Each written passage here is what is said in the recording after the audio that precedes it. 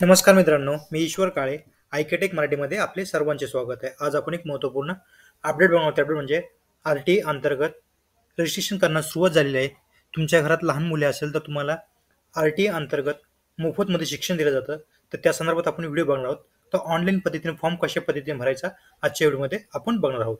त्यापूर्वी तुम्हाला student Maharashtra go dot in वेबसाईटवर लागेल. इथे आल्यानंतर समोर आपला असं काही इंटरफेस दिसेल. इथे आल्यानंतर तुम्हाला काही पालकांकरिता सूचना दिलेल्या आहे. ह्या पूर्ण सूचना तुम्हाला पूर्णपणे इथं वाचून घ्यायच्या आहे. या वेबसाईटवर आल्यानंतर तुम्हाला काही आणखीन खाली माहिती दिलेली आहे. तुम्ही इथे ही माहिती बघू शकता. इथे तुम्हाला या आर-टी संदर्भात इथं माहिती दाखवली. तुम्ही इथं जी-आर अबाउट एंट्री लेवल एज यावर क्लिक करू शकता. इथे क्लिक केल्यानंतर तुम्ही या संदर्भातील इथे जी-आर बघू शकता. तुम्ही एज रूल जी-आर इथं बघू शकता. इथं आपल्याला ओपन करून घ्यायचा. ओपन केल्यानंतर आपल्याला समोर असा काही इंटरफेस इथं बघायला भेटेल. तुम्ही बघू शकता 2025-26 शैक्षणिक सत्रात आर-टी 25% ऑनलाईन प्रवेशासाठी बालकाचे वय निश्चित करण्याबाबतचा हा जी-आर आहे. इथे तुम्ही बघू शकता. तुम्हाला यामध्ये तुम्हाला वय किती लागणार आहे ते इथे तुम्हाला दाखवले. तुम्ही ते बघू शकता.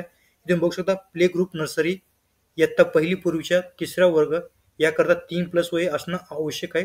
तुम्हाला 31 डिसेंबरपर्यंत. इयत्ता पहिलीसाठी 6+ वय असणं आवश्यक आहे 31 डिसेंबरपर्यंत. इथे तुम्हाला वयाची पात्रता कळायचं असेल तर कोणत्या वयामध्ये तुम्हाला कोणत्या वर्गात ॲडमिशन घेताना ते तुम्हाला कळलं असेल. त्यानंतर आपण चला तर बघूया ऑनलाईन पद्धतीने कशा पद्धतीने अप्लाय करायचा. ऑनलाईन अप्लाय करण्यासाठी तुम्हाला मी ती वेबसाईटची लिंक व्हिडिओच्या डिस्क्रिप्शनमध्ये देणार आहे.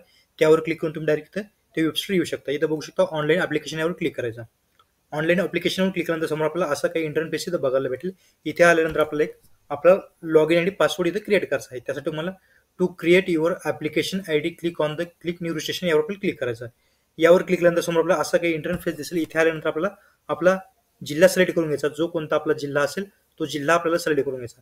जिल्हा सिलेक्ट केल्यानंतर तुम्हाला तुमचं लास्ट नेम टाकायचं. लास्ट नेम टाकल्यानंतर तुम्हाला तुमचा मुलगा मुलगी जो काही असेल त्याचं इथं तुम्हाला फर्स्ट नेम टाकायचं. इथं मिडल नेम म्हणजे वडिलाचं नाव टाकायचं. त्यानंतर चाइल्ड डिसेबिलिटी तुम्ही अपंग असेल तर येस करायचं, नसेल तर नो या ऑप्शनवर क्लिक करायचं. त्यानंतर तुम्हाला इथं चाइल्ड डेट ऑफ बर्थ म्हणजे तुम्हाला तुमचं जन्मवर्ष टाकायचं त्या बाळाचं. त्यानंतर तुम्हाला कॅप्चा टाकायचा. कॅप्चा टाकल्यानंतर तुम्हाला मोबाईल नंबर टाकून घ्यायचा. रजिस्टर या ऑप्शनवर आपल्याला क्लिक करायचं. रजिस्टर या ऑप्शनवर क्लिक केल्यानंतर आपल्याला आपल्या मोबाईल नंबरवर एक युजर नेम आणि पासवर्ड गेलेला आहे. तो पासवर्ड आपल्याला पुन्हा इथे टाकायचा. तुम्ही बघू शकता application number generated successfully and password send the registered mobile number. जो कोणता तुम्ही आता मोबाईल नंबर टाकला त्या मोबाईल नंबरवर तुम्हाला एक युजर नेम आणि पासवर्ड गेलेला आहे. जो काही तुमच्या रजिस्टर्ड मोबाईलवर युजर नेम आणि पासवर्ड गेलेला आहे ते युजर नेम आपल्याला टाकून घ्यायचा. युजर नेम टाकल्यानंतर आपला पासवर्ड टाकायचा. पासवर्ड टाकल्यानंतर कॅप्चा टाकायचा. कॅप्चा टाकल्यानंतर आपल्याला लॉग इन या ऑप्शनवर क्लिक करायचं. लॉग इन या ऑप्शनवर क्लिक केल्यानंतर समोर आपल्याला असा काही इंटरफेस इथं बघायला भेटेल. इथं जो काही तुमचा आता जो पासवर्ड आला तो पासवर्ड आपल्याला इथे टाकून घ्यायचा आणि तुम्हाला इथं तुमचा नवीन पासवर्ड क्रिएट करायचा. जसं की ABCD@123 अशा पद्धतीने तुम्हाला इथं पासवर्ड क्रिएट करून घ्यायचा. इथे तुम्हाला तुमचा ओल्ड पासवर्ड टाकायचा जो तुमच्या मोबाईल राहिला तो आणि तिथे तुम्हाला इथं नवीन पासवर्ड क्रिएट करून घ्यायचा आहे. तो नवीन पासवर्ड क्रिएट करताना पहिला एक पासवर्ड टाकायचा. पुन्हा री टाईप न्यू पासवर्ड म्हणजे तुम्हाला तोच पुन्हा पासवर्ड इथे टाकायचा. सबमिट या ऑप्शनवर आपल्याला क्लिक करायचं. सबमिट या ऑप्शनवर क्लिक केल्यानंतर समोर आपल्याला असा काही इंटरफेस दिसेल. Password update successfully. तर त्यानंतर आपल्याला ओके ऑप्शनवर क्लिक करायचं. जो काही तुम्ही आता नवीन पासवर्ड क्रिएट केलेला आहे तो पासवर्ड आपल्याला टाकायचा. जो युजर नेम असेल तोच युजर नेम आपल्याला टाकायचा. युजर नेम टाकल्यानंतर आपल्याला पासवर्ड टाकायचा. पासवर्ड टाकल्यानंतर कॅप्चा टाकायचा. कॅप्चा टाकल्यानंतर लॉग इन या ऑप्शनवर आपल्याला क्लिक करायचं. इथे तुम्हाला युजर नेम आणि नवीन पासवर्ड टाकल्यानंतर कॅप्चा टाकल्यानंतर आपल्याला खाली लॉग इन या ऑप्शनवर आपल्याला क्लिक करायचं. लॉग इन केल्यानंतर समोर आपल्याला असा काही इंटरफेस इथे बघायला भेटेल. जी काही तुम्ही रजिस्ट्रेशन करताना नाव फिल केलेलं ते नाव आपल्याला दिसेल. तुम्ही बघू शकता चाइल्ड इन्फॉर्मेशन. इथं तुम्हाला तुमचं चाइल्डचं नेम दिसेल म्हणजे बालकाचे नाव आपल्याला दिसेल इथे इंग्लिशमध्ये. त्यानंतर बालकाचे पूर्ण नाव आपल्याला इथं मराठीमध्ये टाकायचं आहे. इथं सुरुवातीला बालकाचे आडनाव टाकायचे. त्यानंतर आपल्याला पहिले नाव टाकायचे बालकाचे मराठीमध्ये. त्यानंतर इंग्लिशमध्ये मधले नाव टाकायचे म्हणजे वडिलाचे नाव टाकायचे. त्यानंतर इथं खाली आल्यानंतर आपल्याला इथं मदर्स फुल नेम डिटेल इथं फिल करायची. मदरचं आपल्याला इथं लास्ट नेम टाकायचं म्हणजे सर नेम टाकायचं. त्यानंतर मदरचं फर्स्ट नेम टाकायचं. त्यानंतर मिडल नेम टाकायचं. ही पूर्ण माहिती आपल्याला पहिले इंग्लिशमध्ये भरायची. त्यानंतर आईचं पूर्ण नाव पुन्हा आपल्याला मराठीमध्ये भरायचं. सुरुवातीला आडनाव टाकायचं. नंतर आईचे पहिले नाव टाकायचे. त्यानंतर आईचे मधले नाव टाकायचे. त्यानंतर माहिती भरायची आहे. इथं फादर्स फुल नेम आपल्याला टाकायचं. इथं आपल्या ज्या बालकाच्या वडिलाचे नाव आपल्याला लास्ट नेम टाकायचं आहे. इथं फर्स्ट नेम टाकायचं आणि इथं मिडल नेम टाकायचं. त्यानंतर वडिलाचं पूर्ण नाव मराठीमध्ये आपल्याला पुन्हा इथं फिल करायचं आहे. जसं की आडनाव टाकायचं, पहिले नाव टाकायचं आणि मधलं नाव टाकायचं. त्यानंतर तुम्हाला इथं मराठीमध्ये नाव फिल करताना काही जर अडचण येत असेल तर तुम्हाला काय करायचं, गुगल ट्रान्सलेटरवर जायचं. जसं की अशा पद्धतीने गुगल ट्रान्सलेटर ओपन केलेलं आहे. जसं की तुम्हाला इथं एक सॅम्पल म्हणून नाव टाईप करून घ्यायचं. नाव टाईप केल्यानंतर असं मराठीमध्ये ते नाव टाईप होईल आणि हे तुम्हाला इथून कॉपी करून घ्यायचं. कॉपी केल्यानंतर तुम्हाला इथे ते मराठीमधलं नाव आपल्याला टाकून घ्यायचं. तुम्हाला एक मी उदाहरण म्हणून मी इथं दाखवत आहे. अशा पद्धतीने तुम्ही इथं मराठीमध्ये नाव टाईप करू शकता. इथे आईचं नाव इंग्लिशमध्ये मराठीमध्ये फिल करून झाल्यानंतर त्यानंतर खाली आल्यानंतर आपल्याला चाइल्ड डेट ऑफ बर्थ आपल्याला दिसेल. जे काही आपण रजिस्ट्रेशन करताना डेट ऑफ बर्थ टाकले ते डेट ऑफ बर्थ दिसेल. त्यानंतर चाइल्ड जेंडर दिसेल. आपल्याला मेल फिमेल सिलेक्ट करायचं. त्यानंतर आपल्याला पॅरेंट स्टेटस हे ऑप्शन असल्यामुळे आपल्याला असेल माहिती जर भरायची नाही तर सोडून दिलं तरी आपल्याला चालतं. त्यानंतर आपल्याला खाली सूचना दिलेली आहे. पालकांनी आपल्या राहण्याचा पूर्ण पत्ता लिहून मग सेव्ह करावे. तदनंतर सेव्ह एडिट गुगल ॲड्रेस या टॅबवर क्लिक करून आपल्या घराच्या ठिकाणी बोलून सेट करायचं आहे आपल्याला. त्यानंतर त्यापूर्वी आपल्याला इथं खाली यायचं. इथं आपल्याला आपला जो काही ॲड्रेस असेल, हाऊस, बिल्डिंग नंबर ते टाकून घ्यायचा.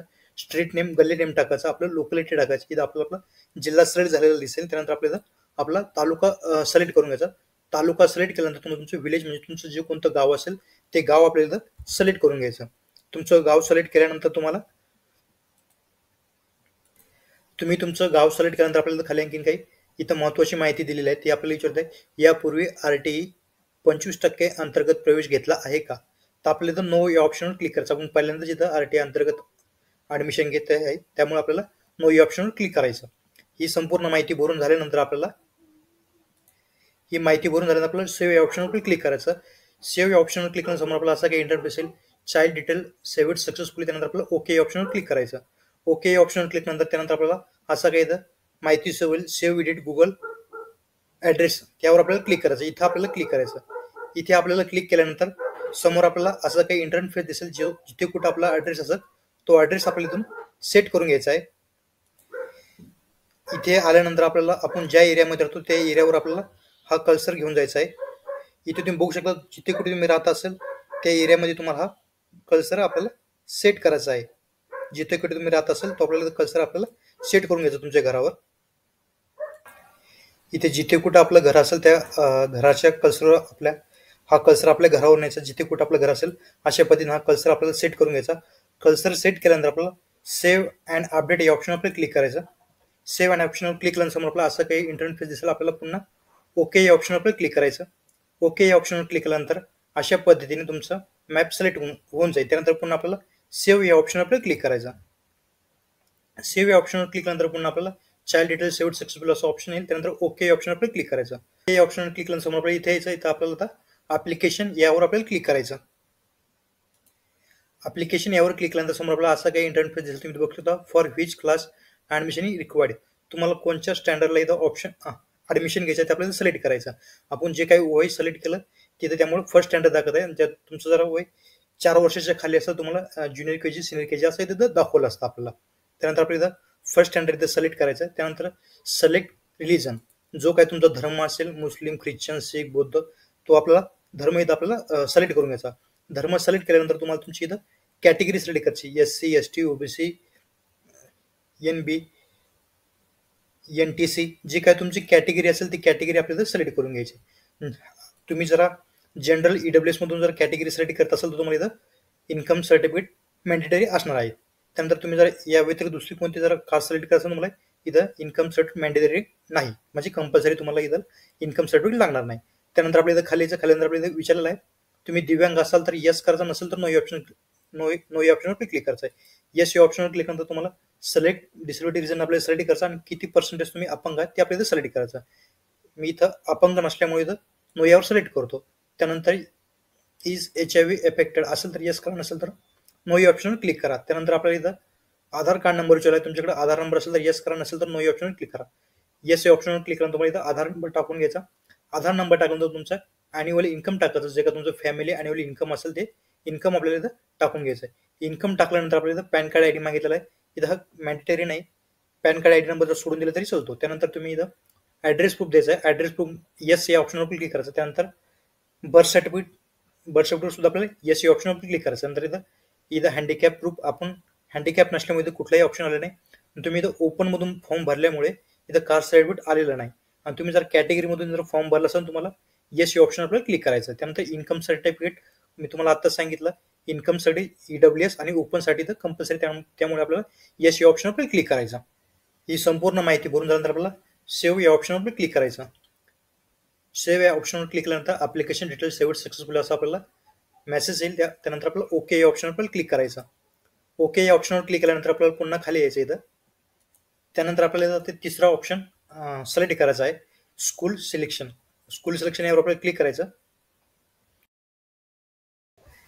स्कूल सिलेक्शन या ऑप्शनवर सिलेक्ट केल्यानंतर समोर आपल्याला असं काय इंटरफेस इथं बघायला भेटेल. तुम्हाला 1 किलोमीटरपर्यंत सांगितलेलं आहे, नंतर 3 किलोमीटर.